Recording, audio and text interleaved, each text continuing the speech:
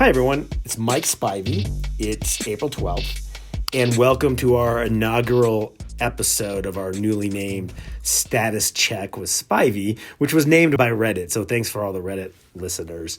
We're going to talk about in the podcast going forward, not just law school admissions, but also life, mental well-being, mental health. This episode is going to be on scholarship negotiation. It's a topic I've spoken very infrequently and in not much detail about publicly, because when we talk about negotiation tactics, schools often change their tactics when, not necessarily us, but when a number of students start employing more refined, more sophisticated negotiation techniques. There's a couple of reasons why I want to be a little bit more disclosive in this podcast.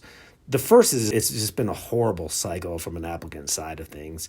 Not only have you had the LSAT scaling at the top disproportionate and inorganic, and the bell curve of the LSAT shift over by at least 2 points to the right, but I think there's been some unfortunate messaging early in the cycle that led some applicants and a lot of schools to believe maybe those numbers would come down, which they haven't.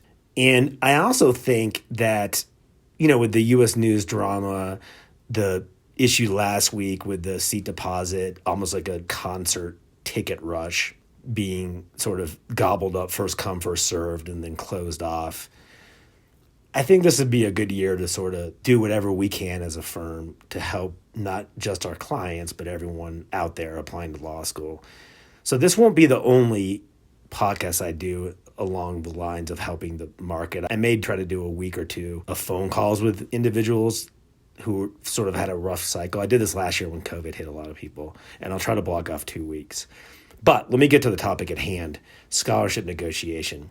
There's a lot of misleading, wrong advice about scholarship negotiation. So let me give the very important macro level school side, insider side of what happens with scholarships.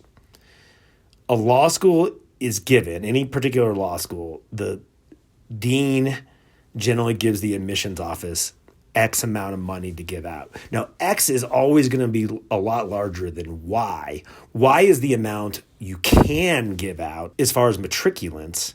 X is the number that you do give out because you have historic data showing that essentially the more money you give to someone, the less likely they are to go to your school. Why is that? Well, if you're giving someone 5 points above your median LSAT with a 3.9 and your median's a 3.6, they're probably not going to go to your school. All the data we have, longitudinal data, would show that they are more likely to go to a much higher ranked school, which they're getting in if they're 5 points above your LSAT. So you're giving that person $45,000 a year, et cetera, but you're getting it back. This is one of the key takeaways to this podcast.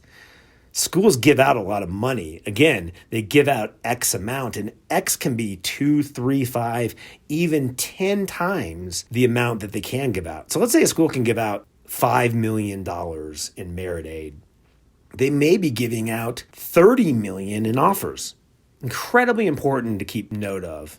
Scholarship negotiation is not so much about, all right, well, let me have this incredibly worded ask right when I'm paying seat deposits so that the wording replete with leverage is such that my $10,000 offer will become a $30,000 offer. Now, obviously, it's good to have a well-worded email, and I can't help everyone with that. But here's the thing.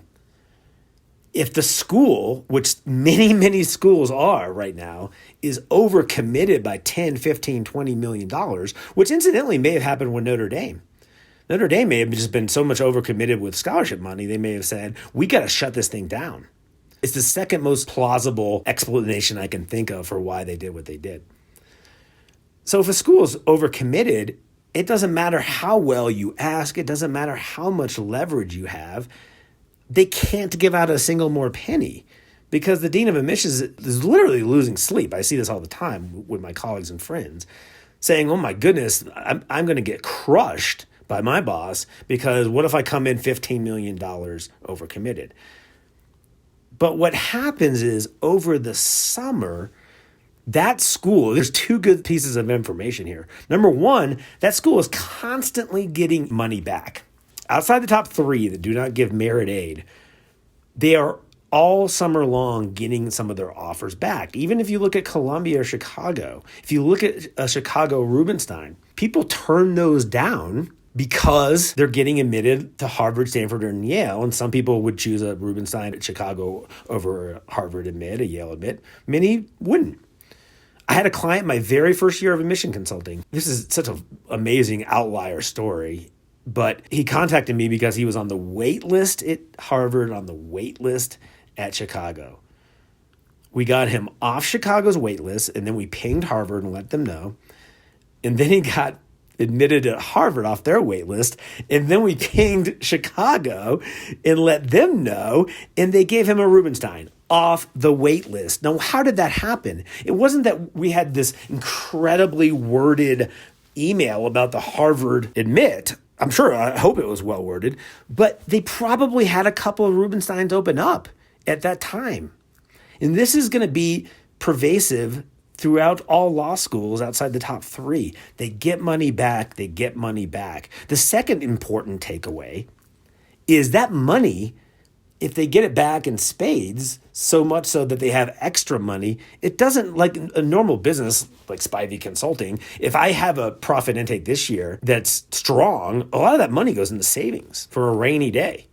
Scholarship money doesn't go into any kind of savings account. It is a 1 year and done situation, and then they reset for the following year.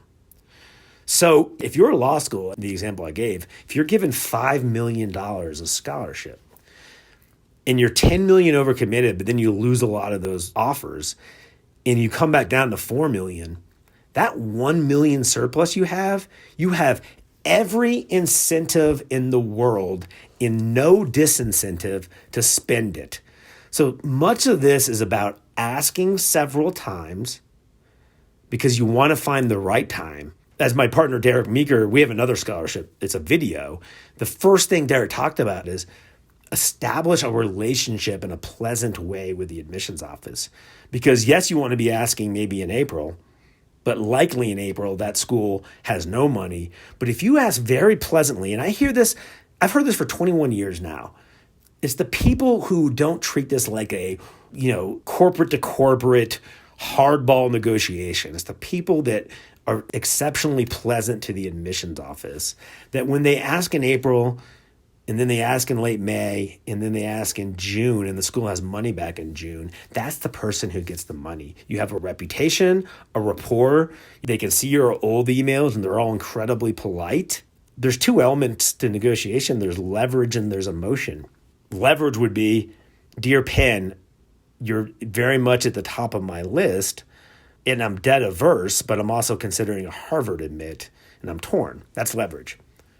Emotion is the Penn admissions officer has seen how pleasant you are in all your ass, and they say, I really like this person, and now we have money. I can see them at my law school. I can see them contributing to the community, and I have this attachment to wanting them here, so I'm going to give them $10,000 more. The point being, it is not a one-time ask. It is a 2 to 3 to 4 time ask, and honest to goodness, if you're polite early on and they say no, later on, if you say, me need money, please, and they have money, you're much more apt to get it than if you're impolite early on and you ask in the most sophisticated way later on. Don't overfret about the message. Just be your pleasant self. Don't over worry. And this is a classic scholarship negotiation mistake. Look, you're not going to interact with admissions for the rest of your life. I mean, maybe you'll be like an ambassador and you'll, get pizza from the admissions office, but they have no leverage over you for the rest of your life. I hope you get a yes on your first ask, but if you get a no on your first ask for scholarship negotiation, if you come back a month and a half later, ask again. If you get a no then and you come back a month and a half later, switch up your message a little bit, but ask again. Let me also present a scenario that happens to just about every applicant every cycle. Let's say you've been admitted to Dartmouth Law School, and all of a sudden it's Monday of this week, and you hear from Princeton Law School that you've been admitted. And Princeton hasn't given you any money. And Dartmouth recently just gave you $135,000 of scholarship money. So you're at Dartmouth with $135,000, and they want to know by Friday, and you've been admitted Monday. And Princeton has just admitted you. I mean, you have a seat deposit deadline in May 1, but they haven't given you any money. So this happens to lots of people every cycle. The reason why I use Princeton and Dartmouth is this is universal for almost all levels of schools. The higher ranked school has admitted you, but they're slow rolling you with money. The school that's not as high ranked loves you, loves your stats, etc. So they've not only admitted you, but they've admitted you with a lot of money, and they've given you a timely deadline. So there's two things you can do. First, you go to Princeton Law and you say, thank you so much for the admit. I think this is valuable information. So I want to let you know that I was fortunate enough to be admitted to Dartmouth Law with $135,000 aggregated over 3 years scholarship. And you can attach the letter, by the way. But Dartmouth has to know by Friday. And keep in mind, you also need to act like lawyers and read the wording of the Dartmouth letter carefully. Many will say non-binding, some will say binding. Okay, so if it's binding, what that probably means, although you need to read the letter carefully, you're going to be reading things carefully for the rest of your lives. So here's a good time to start. Binding might mean you have to withdraw from all schools you've been admitted to, or it might mean you have to withdraw from all schools. Probably the former. So first you go to Princeton Law and you say, I have this offer that's exploding from Dartmouth, so thank you so much, but is there any way I can hear back about merit aid by Friday? Let's say they say no. This happens to everyone, by the way, or most people. You also need to start deciding in your head, am I going to deposit at Dartmouth or am I going to deposit at Princeton? Or can I do both if it's non-binding, and do I want to do both? These are all decisions only you can make, you and your family. If you deposit at Princeton, or if you double deposit, keep in mind that you can use any waitlist admit all summer long as a second ask. And remember, we want to keep asking, a pleasant ask and a leverageable ask. So you're holding on to your Princeton with no money, but then Starfleet Academy, an even higher ranked school, admits you off the wait list in June. That's exactly when you go back to Princeton and say, I'm torn. So that's the inside scoop on how it works at the macro level. You'd be surprised how many people try to negotiate only once, and they negotiate in this dispassionate, unpleasant, even almost like elitist, hostile manner. Be kind. Ask multiple times. If you get admitted off a wait list, that is a wonderful time to ask, because if a higher ranked school is admitting you off the wait list, the lower ranked school probably is getting money back. Ask a week or two later. Ask all summer long.